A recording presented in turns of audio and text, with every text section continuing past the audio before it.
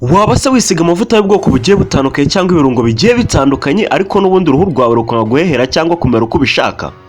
Waba warabonye umukobwa se witukuje cyangwa se umukobwa wisize mu korogo, abakobwa ko ariko mukunda kubyita, ugasanga uruhu rwe rwahiye hamwe ahandi hanze gushya, ugasanga niba ku maso hamwe ari umukara ahandi ugasanga ku ryiso ryo hirya ni umutuku? Waba ujya kuryama se wisize amavuta bwacya mu gitondo ukumva wananiwe? Waba se ukunda kwitera ibirungo cyangwa se ukunda kwishyiraho ibyo mwikunda kwita make-up ariko n'ubundi bikarangira bitagufashe? Ikibazo se ni njyewe? Ikibazo se ni wowe? Ahubwo ikibazo ni iki gihe ni njye wari waratinze? Reka nkwihere noneho bimwe mu byo uzajya ukurikiza.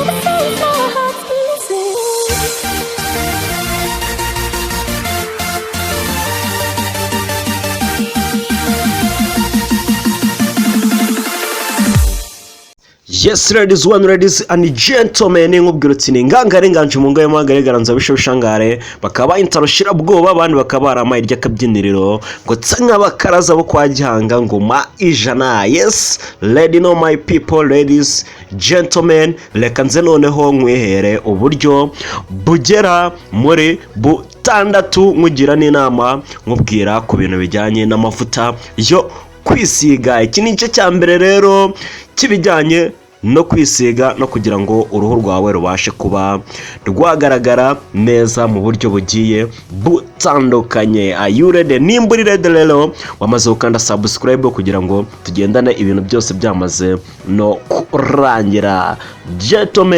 Gentlemen gifashe bite. Icyambere nakubwira, niba uri umukobwa cyangwa se ukaba uri umuhungu, ikintu usabwa niba bitakugora, ikintu usabwa gukora utwitozo cyangwa se siporo ngorora mubiri. Anyway, ushobora kuba wazikorera iwanyu, ushobora kuba wajya ahantu runaka wenda ukaba wakora siporo zitandukanye. Siporo ntabwo ari zo kwiruka gusa, siporo ntabwo ari zo gukora ibiki n'ibiki. Ushobora no kuba wibereye iwanyu ku gasambi kawe kabisa, ukinanura ukamanza ukumva yuko umubiri wawe uterereye neza, kubera yuko ubushakashatsi bwagaragaye yuko burya gukora ibintu bijyanye na exercise, regularly exercise, imyitozo ngorora mubiri, ikintu cya mbere bifasha umubiri nuko bituma amaraso atemba neza mu mubiri. Ikindi bigatuma oxygene cyangwa se umwuka duhumeka ubasha kuba wagenda neza mu mubiri. Ikindi bikagabanya stress.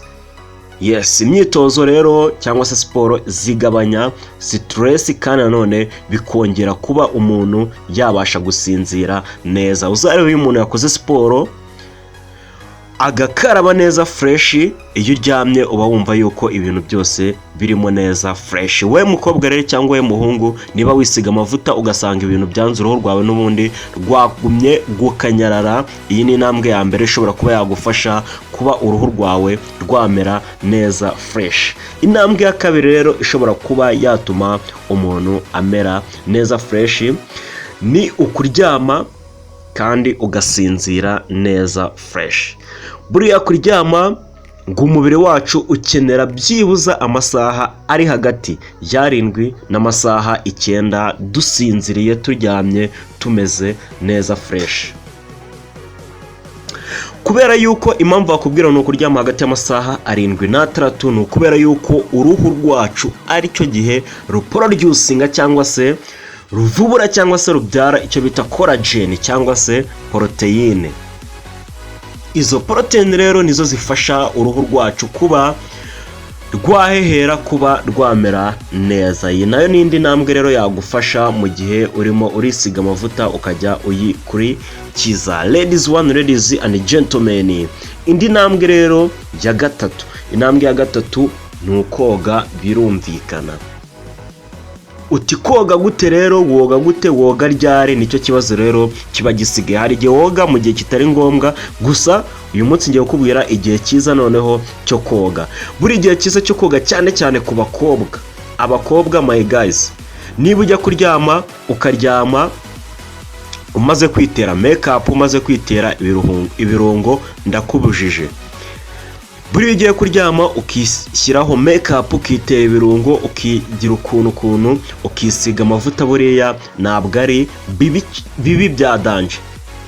yes, ntabwo ari bibi bya danje ariko byangiza uruhu rwawe uko bwije nuko bukeye. Biba byiza rero mu gihe ugiye kuryama umanje koga, ariko wamara koga ntiwisige amavuta.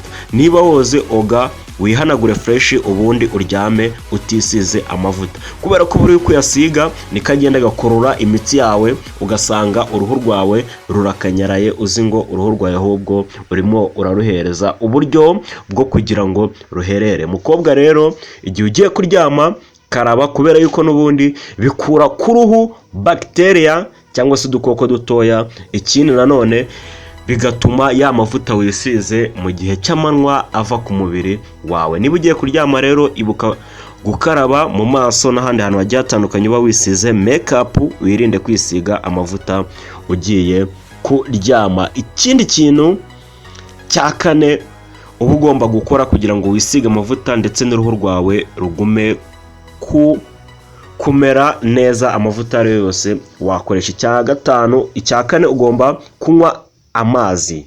Ugomba kunywa amazi, kubera yuko buriya kunywa amazi ni bimwe mu bintu cyane cyane ku muntu unywa inzoga, ni bimwe mu bintu bigabanya inzoga mu mubiri. Ikindi ni bimwe mu bintu bituma uruhu rwawe ruhehera rukamera neza, kuko buriya mu myanda dusanga umubiri wacu usohora, ni ukuvuga ngo uruhu rusohora imyanda. Iyo rero wanyweye amazi hari imyanda imwe n'imwe igenda isohoka bitewe n'amazi ugenda unywa.